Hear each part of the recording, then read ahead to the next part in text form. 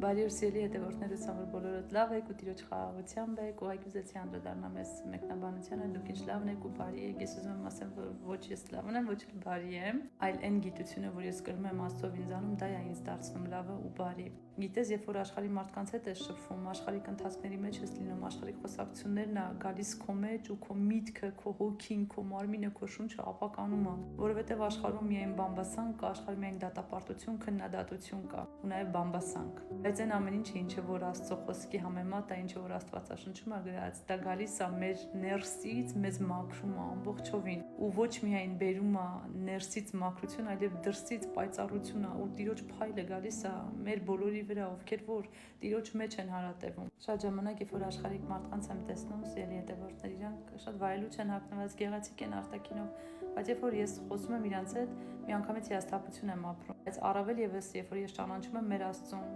ես Աստծո խոսքը ասում է, որ Աստծո հոգին ճանաչեցնել ձեզ կտա մարդկանց։ Ես ճանաչում եմ իրանց հոգուն, իրանց ներսում ինչ է կատարվում, եւ ես միանգամից հիասթափություն եմ ապրում այդ մարդուց, այդ մարդու ներաշխարից։ Կապ չունի, որ մարդը արտակնապես զուգված զարդարված է, կապ ունի թե ինչ է, ինքը իր ներսով։ Ու շատ շատերը իրանց բարձր են դասում, իրենց արտաքինով, իրենց հագուկապով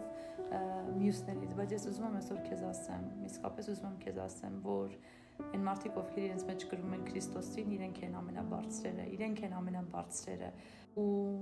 աշխարհում եղած մարդիկ իհարկե սա չեն հասկանա, ինձ կհասկանան այն մարդիկ, ովքեր որ ունեն Քրիստոսով, մենք Քրիստոսով բարձր ենք յուրաքանչյուրից։ Ուզում ես աշխարհի ամենագեղեցիկը եղի, ուզում ես աշխարհի ամենաթանկարժեք բաները հագի, բայց եթե դու չունես Քրիստոս, դու ունայն մեկն ես։ Դա ոչ թե երևում է քո արտաքինից, այլ ներքինից, ելի հետևորդներ։ Դրա համար լավ է, որ մենք լինենք հարուստ, լինենք գեղեցիկ, լինենք բարի Քրիստոսով։ Քրիստոսի կերպարանքն առնենք եւ Քրիստոսի միտքը